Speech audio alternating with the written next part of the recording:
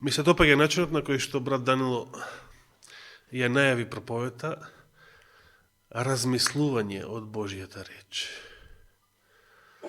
Со други зборови, кога се чита, или приватно дома кога читате, или тука, или кога се слуша Божијата реч, што треба да правиме со умот? Да размислуваме.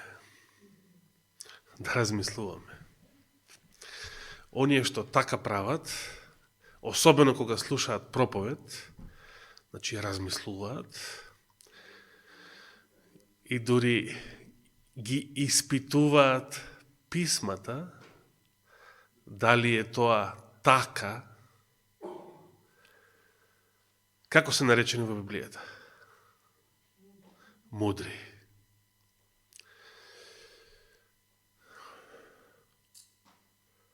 Сега не искам да прашам како се наречени оние други.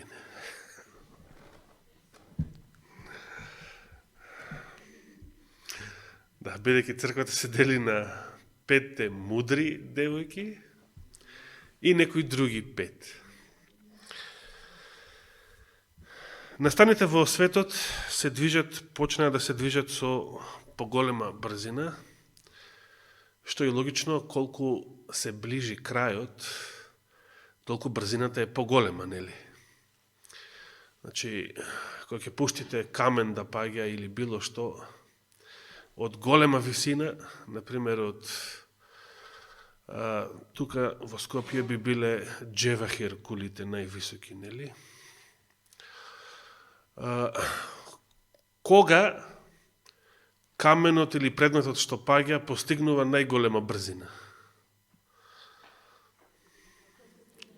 Кога се приближува до, значи, непосредно при ударот постигнува најголема брзина, бидејќи се дотогаш се движи забрзано. Се движи забрзано од почетокот на целиот слободен пат е едно забрзано движење. Овој свет се наоѓа во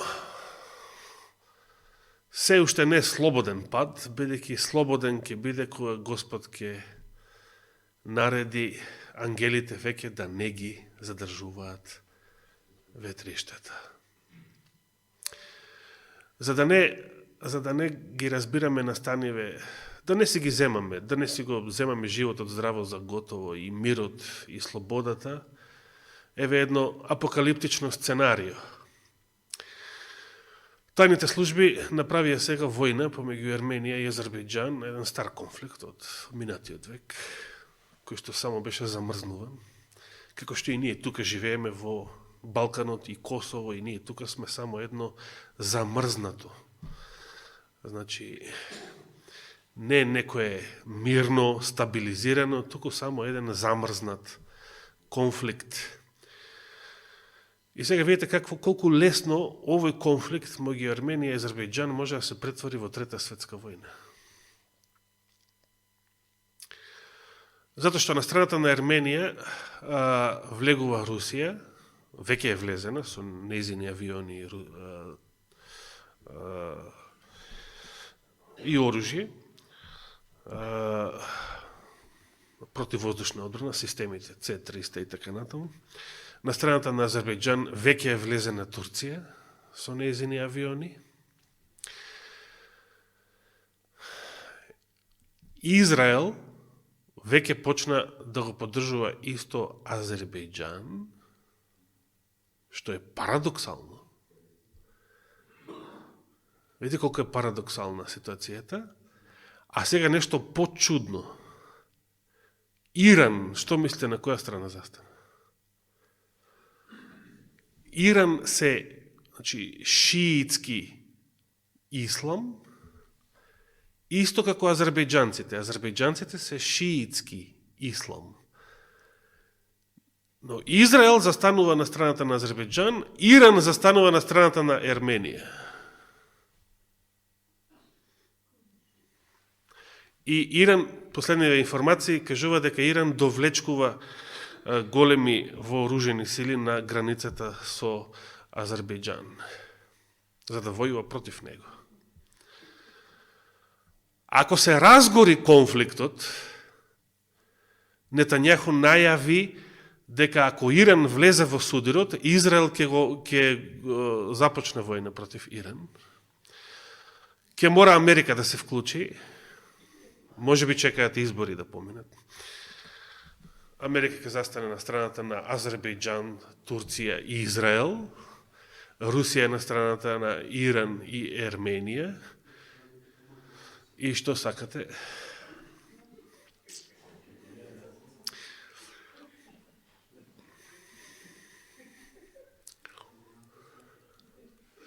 Македонија, за жал, е бивша држава. И ете ти Трета светска војна. Ако тоа еве сега, до сега не се случило, значи од минатата сабота немавме вакви информации, до сега, од Света вечера до сега немавме вакви информации, ако тоа до сега не се случило, кому треба да му заблагодариме? На Господа. Само на неговите ангели.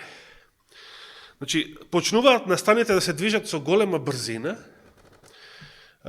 Израел посакува Трета светска војна, посакува војна, затоа што во услови на хаос, во услови на војна, што ќе биде најлесно да се направи тогаш, што тој одамна го посакува, да се сруши, значи, некоја под наводници залутана ракета, да ја сруши џамијата Ал-Акса и да се подготви, уште подобро да се подготви теренот за изградбата на третиот храм. Антихрамот, како што го нареков пред 2 години. 2,5 веќе години. Тогашната серија предавања. Но, денес ќе мора да зборувам за сеници. Како што најавив пред 2 саботи, кога беше Рош Хашана, почетокот на 7-миот месец и младина, и празникот на трубите според Стариот Завет. Денес, кога е полна месечината, 15 дена, 2 недели подоцна, е првиот ден од празникот Сеници и така е убаво што се совпаѓа во сабота. Следната сабота ќе биде 8-миот ден од Сеници.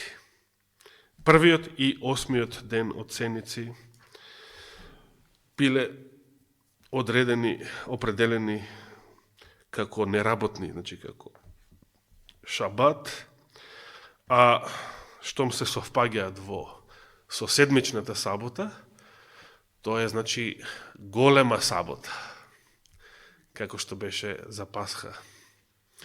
Кога првиот ден од бесквасници се совпаѓа со седмичната сабота. Значи, и денес и следната сабота евреите имаат 2 големи саботи, но овој пат на есен. Би сакал нешто да се подсетиме во врска со овој празник и нешто што ќе биде за наша поука и верувам за наш благослов. Што представувал празникот Сеници? Дали е битен празникот Сеници? Од христијански аспект е многу битен празникот Сеници. Само од христијански аспект е многу битен. Да. Но израелците и за Израел, замислите, овој податок, јас се зачудив кога прв пат го прочитав некаде во 2000-тите беше, не се сеќавам точно. Дека за самите евреи, за самиот Израел, празникот Сеници бил најголемиот верски празник во целата нивна литургиска година, во целиот годишен календар. Значи, по-голем, по-радосен и по-славен дури и од пролетната Пасха. Материалистички некој ќе рече, па да, сигурно, за Пасха, за бесквасници требало да јадат бесквасни лебови, значи на некој начин требало малку повеќе да постат. А на есен, за разлика од Пасха, кога само првиот сноп од јачмен се жнеел и се користил во обредот, утредента по саботата, како предслика на Христовото воскресение. На есен се било собрано. Сите житарки, сите овошја, сите плодови. На есен се било полно. И можел да се јаде и да се пие то мила волја и да остане уште многу што за зимување, за цела предстојна зима. Но материјалистичкиот аспект воопшто не бил битен.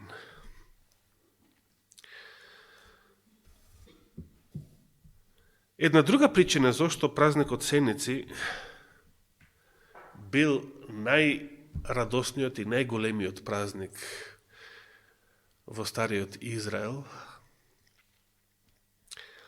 е еден конкретен, специфичен обред, еден конкретен елемент, дел од тој празник, кој што се е вршал во последниот, во 7-миот ден од празникот Сеници. Тој обред се нарекувал обред на зафаќање вода, така преведено, буквално.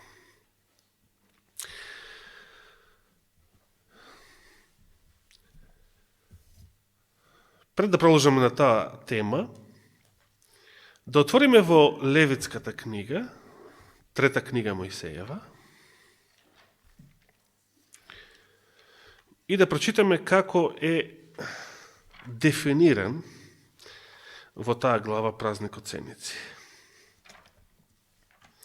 Значи, Левит или 3-та книга Мојсеева, 23-та глава.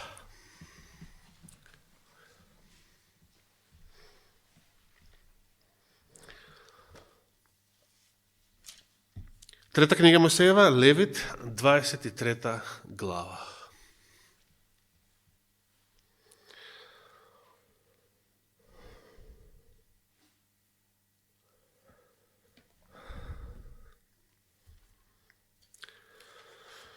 Каде е празникот Сеници во оваа глава? Веднаш после Јом Кипур. Понеделникот беше Јом Кипур, денес е Сеници. Интересно исто како за пролетните празници, Пасха, Великден. Во Израел и за Јом Кипур и за Сеници има сега што? Карантин.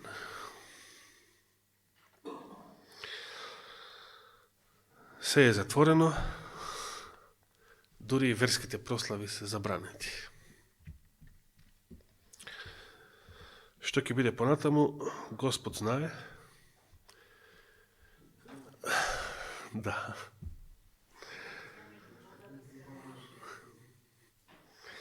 Да прочитаме, значи, за Сеници.